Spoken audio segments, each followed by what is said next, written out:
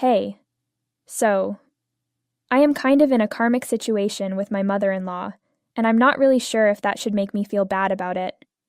My 52-year-old mother-in-law is a bit nosy, but that never got to me, because she was always lovely towards me. I have been with my 30-year-old husband for the last 6 years, married 3. I am 27 and gave birth our daughter a little over a month ago. My husband is in the Air Force, so he deployed about 2 months after my daughter was born and won't be back for another couple. It upset me he was leaving so soon and only got to spend the last few weeks of my pregnancy with me. But when duty calls, who am I to stop it from taking you? He left Nina with me, so of course I felt safe. We had a conversation the night before he left, Nina and I, which ended with her deciding not to return home so that she could stay at my place to try and help me. I was glad about it because I thought that this is the kind of help I could really use. Since Notre Dame area, an additional interesting question to ask yourself right now, whereas most changes are just background process. How can random people interact? We got pregnant shortly after we moved here, and I didn't have time to really make friends who could be my support circle. Then my husband left and, well, things took a different turn. Sad to say, but poor Nina was quite the moocher. The first few days I was way too busy to even notice. Also, I began to realize that I was the one who did everything in our house, including managing that kid. Nina talked over the phone in only the guest room and would come out of her room during food, compliment my cooking skills, before going back inside. My husband and I assumed that when we chatted, she would be willing to keep an eye on him as he was off, leaving me having to do almost double the things because suddenly there were going tasks, whereas none had been. I called her out once she had been living with me for 2 weeks. I was a little rude and said, "You mean you needed me to task you?" She could tell there were things I needed help with, but she never would have known what to do if didn't ever come out of our room. Well, I gave it the benefit of the doubt and told her what needs doing around house, etc. Even so, she wasn't really any better. When I would ask her to do it, she would put it off until much later, many times after days had already passed, or even longer, that I personally ended up doing the task at hand because of how unproductive and compliant. Additionally, sometimes she'd just forget completely.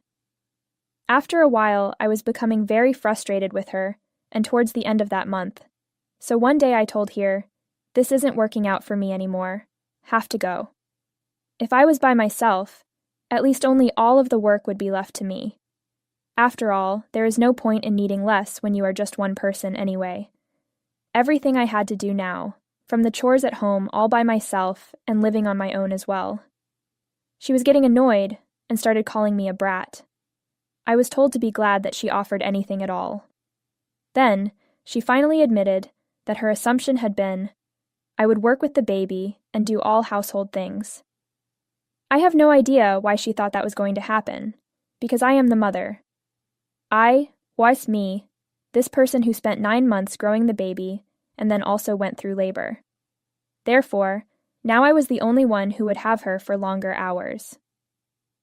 If she really was coming over to help me, then take that shit off my hands so I can bust the move with Bubs and get some pet hair free solace in 10-20 mins more of worshipping at the Church of Cleanliness a day.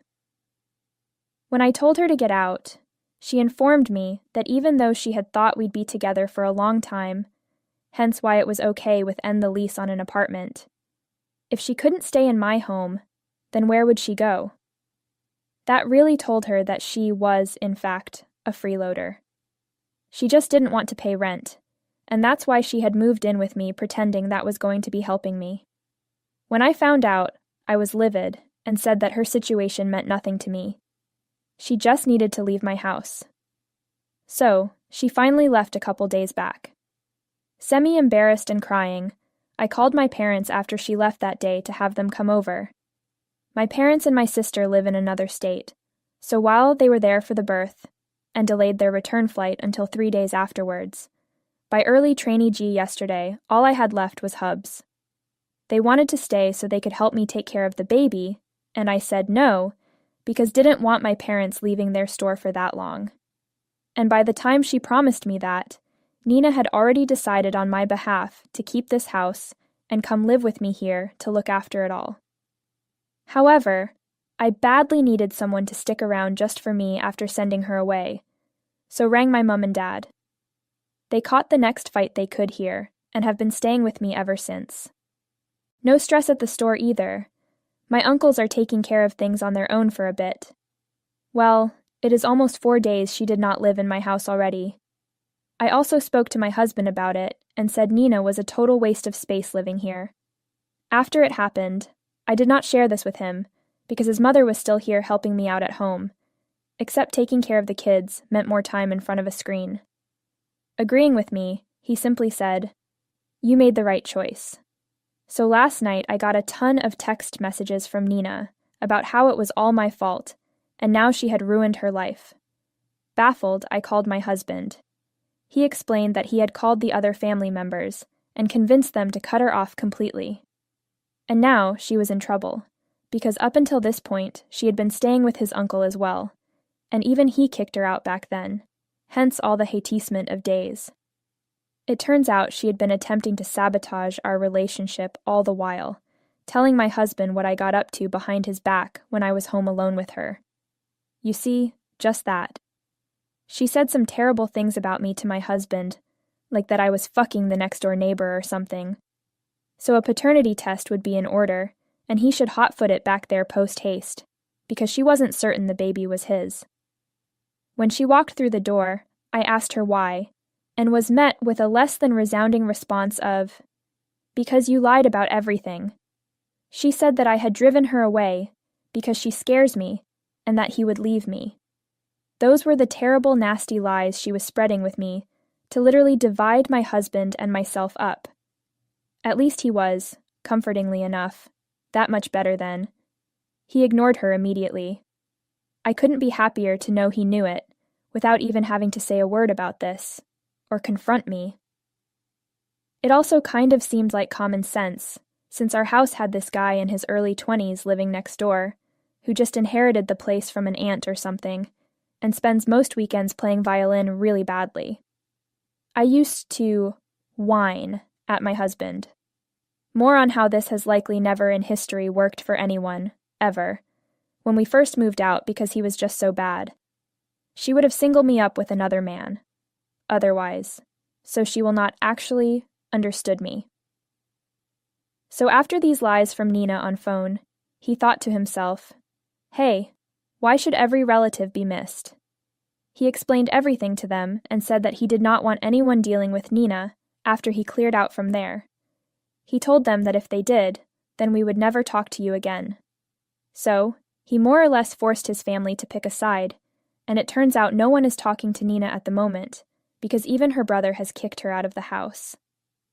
I feel like that was a punishment more than warranted, as I had this conversation with my husband last night, and blocked her so that she could not text me telling to have some sympathy for what just something unfortunate, because none of it is actually anything but bullshit. That was also in her texts, with the words that I ruined it. I woke up to her knocking at my door, screaming that I was the reason she lost her home, and demanding I let me in, telling that you are going to live with us now.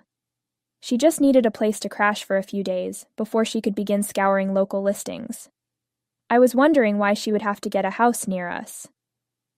Then she said that regardless of how things worked out between us, on the weekends was coming and going to get time with her granddaughter whenever wanted. I kinda liked that she tried to up the ante. I straight up told her that she would not even meet your son when he came back. I stated that she had to go back right now, or I would make a phone call, and as soon as the officers arrived, she suddenly was like little kids started yelling me, "Scooter stomping her noise." What? She was very upset, said it wasn't fair at all, and that she was far too old to be hanging out with us when my husband. I should have been caring for her every need instead of trying to make a baby play. Friend. Who knows why she thought that in the first place? We were pretty vocal about this when we discussed it. We were going to divide the labor between us. She'd do all of the more involved, time-consuming stuff, while I was just in charge of watching him. Everything had been straight up until now, and she was the one who went ahead and threw all of our agreements out the window to assume her own thing. Then we didn't even hear from her again. She just broke the lease. I mean, really, how is any of this our fault overall fucking Fiffy? And for the record, that's Buckets Young. If she was really that old and tired, then what the fuck did she offer to help me for? For some reason, our argument escalated and got uglier as it went along, because she was so irritating. And she began battering her way in, luggage and all, to my front door, where I'd shut it as best I could. Yes, slamming too, after a huge struggle on my part, because the woman wanted to come live with me. So I guess she felt entitled to this. I mean, she's the one who seemed to really relish trying to destroy my marriage while I was caring for our 1-month-old baby. So maybe this will help her, then again. But the point that I am trying to make here is after I went back inside and shut the door, she began crying louder, saying she had nowhere else to go. She obviously did not want to spend a great amount of money at motels, so she was actually begging me for her words now, asking forgiveness that there might help one in your arms. I was so close to cracking, as I had only given birth a few weeks ago, and am still not back into my own body with the stage of emotion, hormones all over the place. However, I was admonished by my parents. They told me this woman had already attempted to destroy my marriage with his father, and that I should not get back in touch again. So we said until she left, let's just not acknowledge her. And now I feel a little guilty about that, because I do not know. Just, maybe, could have let her stay with me for like 2 days. But she would still have to go somewhere. And my husband and parents keep telling me I did nothing wrong, but I'm not convinced. So, what do you guys think? AITAA for not taking my mother-in-law in after telling me that the rest of our family had cut her off because of an argument between us. Edit. Anyway, my father-in-law is out of the picture, but he died a few years ago. Ever since, it has been my husband supporting his mother. Her husband actually left her next to no money because he had a very long illness, and most of his funds went towards the cost of it. This did not include the house that they lived in, but he left her with this, and she sold it to move into a small apartment. But then she terminated that lease agreement as well. My husband sends money to his mother every month, and she has managed to live a pretty sweet life until now. But, subject to, quote, she shut off on him and long gone. Now he not gonna be sending her money. So now I just keep my fingers crossed that whatever she received after the sale of our house saved her some and was able to last, in living on her own, or else she'll be screwed at least financially. Update 1. Hello guys. Indeed it has been too long of a silence.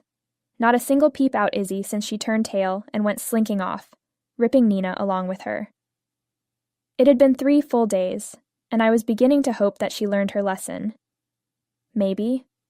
But it was simply too good to be true. Besides, she had seemed far more likely to give a damn about something like life and death. Like I wrote in the first part of my original blog entry, she has always been quite nosy. I mean, I guess she got some people from my husband's family in on it as well, and have began harassing me. Her pals, mostly those her age, who still believe every word that she spouts. In other words, a few women in my husband's family sit with her and talk shit about everyone at every single family gathering. That means that I'm not really surprised to see them in her corner this go-round. I am pretty sure they don't even believe her side of the story, but they just want to be in on it. That's why they are making it on my account and subjecting me to this role here, so that others will talk about them, not so as the same people who made their voices heard. Then they began texting me from a bunch of different numbers, and I had to block all of them because these messages were nasty. They claimed I had an affair with my neighbor, and that the only reason Nina would be dead was because she found out about me. You went as far to say that I was trying to control my husband to go against his mom, and somehow, someway, have her kicked out of the family. They told me, you can't keep this a secret, because eventually the truth would come out. Listen, I do not even care if they are targeting me to get at someone else. but my integrity is called into question in the midst of their games, and it does bother me. I have discussed this with my husband, and he has informed me that he will try to work on it. But I know that he can't. He's done all he can, and told his family to have nothing more to do with Nina. But of course they've made it equally clear where they are standing, right beside her. Eventually, I will just have to ignore them. I am just so emotional. Like right now, shit is getting on my nerves, and I hate it. But what can you do? I have my parents with me right now, and Matt said he will try to come visit as soon as possible. But I have to tune these people out and not let this get the best of me for now, because at end, before God, I know my truth also who am as person. On fait que ça quoi de se détendre, alors j'essaie.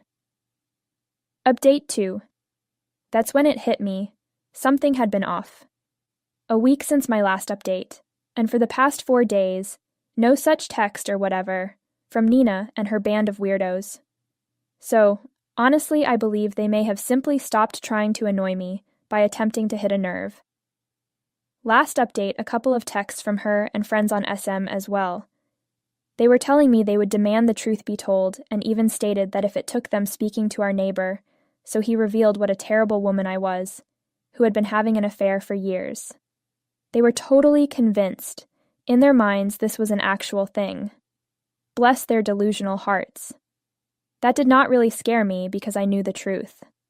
I told my husband, and he assured me that there was no need to be concerned with any of this, and that I had absolutely nothing to worry about ever regarding his opinion.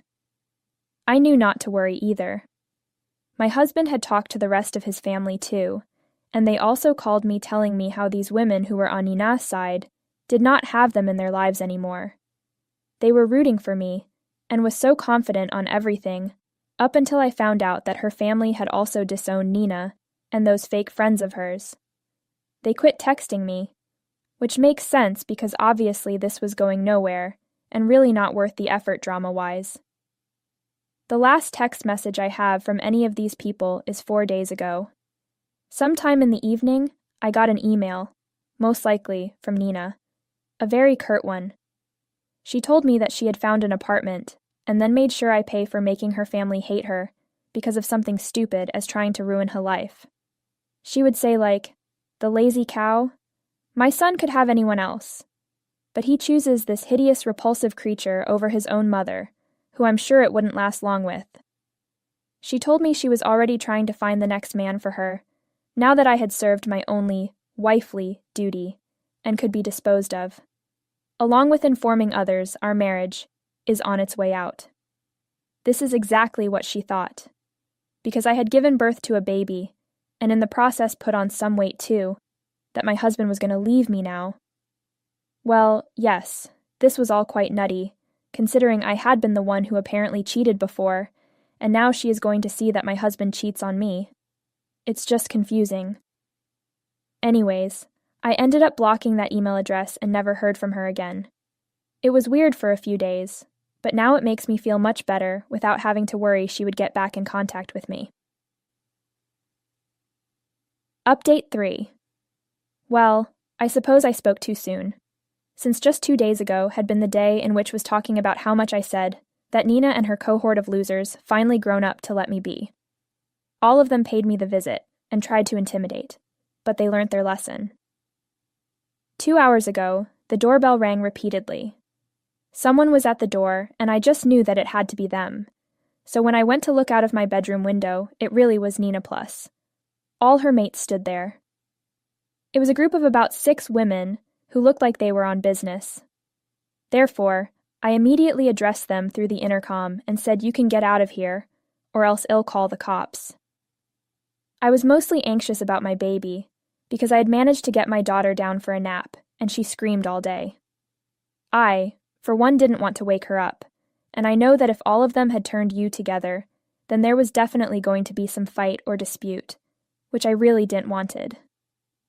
I shooed them away and was turning to walk back inside so that I could retrieve my phone from its charger next to the bed, when one of these women decided it would be a great idea to grab hold of a stone on our front lawn and throw her makeshift missile through said window. My window burst open, and glass was spread across my living room. Phil and Ray. I was so shocked, and, just like clockwork, the other ladies joined in throwing rocks through the glass. It was the moment when I had to go and hide behind Tay couch, because it looked like a matter of life or death, which really is not one that I want to find myself in. All our rocks are medium-sized decorative ones from the yard, so there were quite a few that they could throw. When they were throwing rocks at the windows, I couldn't even go to my room for my phone. That's how dangerous it was, because of any sudden movements could lead to harm. So much so that when my parents arrived to see what it all was, I shooed them out the door and told them they needed to go over to nursery, because all I cared about is if my daughter was okay. This went on for nearly 2 whole minutes, and by the end of it, my living room was covered in glass, shards, and pebbles. I did not even have the nerve to walk across a floor and go to my room because I was in socks, and there is no way that I am going anywhere without walking. I hunkered behind the couch and was sobbing. I mean, that how scared. And then the worst part of all began. I assumed they would be gone once my front room windows were finished being completely smashed in, leaving no way for me to escape and phone the police. Only, soon, it came banging on the door. They may have tried to kick the door, but luckily they were not hefty enough. And when they attempted to do so, finally the cops arrived, probably because my parents called. My mother and father had to basically clean it all up because I was crouched in fright behind the couch when the cops found me later, more than a little traumatized. The police had to take me, and I was still crying the entire way in. Realistically, I just fell asleep crying. I awoke the next day to find Nina and her gang dispersed, my parents having for some reason cleaned up all of the shattered glass and rocks too. We still don't live in the house, because windows are changed, and until another cold air comes directly from outside. For visit, you can stay there as long as it gets, till freeze time. When I woke up, they told me that I was sleeping, which never remembered, and they had made me sleep earlier.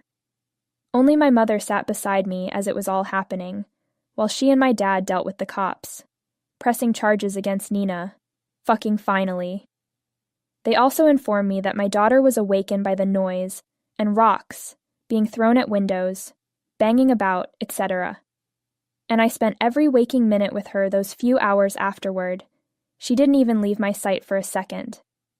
My dad told me that he would get it all fixed up, and that the living room would be open in a day or 2. I did not need to worry about any of this.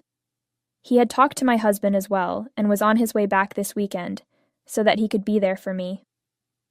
I am lucky, and I thank God, my family was here with me through all of this, because having to go through all that by myself would have honestly been way too much. I just really can't. Human now today has been one of my biggest fears, but I just got off the phone with my husband. The old guy on the phone was worried sick about me, and he said how he spoke to a lawyer and that we will sort it all out as soon as possible, and inshallah they would file us a restraining order against Nina's entourage. Well, hopefully we should not see them again, as they are unlikely to get invited at any family celebration in future till the next couple of months, when we will find out if they end up behind bars for a while. Man, I pray this is the case, because never do I want to encounter these people again. I don't know what they thought or wanted to accomplish with whatever stunt they managed today, but based on the impression formed, I think that lot are really a tad psycho in all probability, and at this rate close enough for me not to see you folks ever. Update 4. Hello, I'm back here again. I know it has been weeks, and for that, I apologize. This update is long overdue. I was busy all over taking care of the baby, and I also had to start working again. I work from home, yet still incredibly busy. A lot has changed since my last update. First, my husband resigned from this new job, and he informed us that he was going to live with us, because he did not want his baby girl to grow up without him there.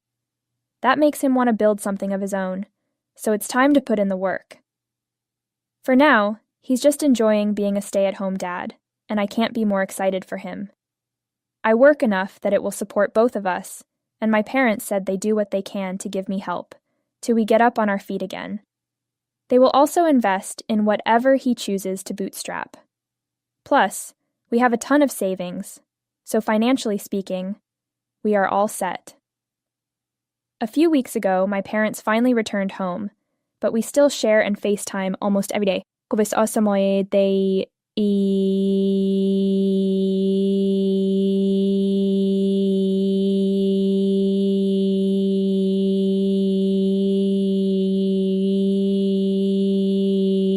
Your daughter so much, as one would. So whatever happened to Nina and her pack of bullies that I had a little bit of trouble with the last time she was featured here? Therefore, they have all gone to jail and will remain there for the next 3 months. Find a lot of money and will go to prison for 3 months, as well as be on community service at some point when they get out. Obviously, they did have to pay damages for my windows, but I was able to get a restraining order against them all as well. From here on, I think it's very doubtful that we will ever have to orchestrate the escape of something like this, and for it, am truly thankful. Now, it will be only my husband, me, and our daughter. I am actually really excited for the next few months, just because what I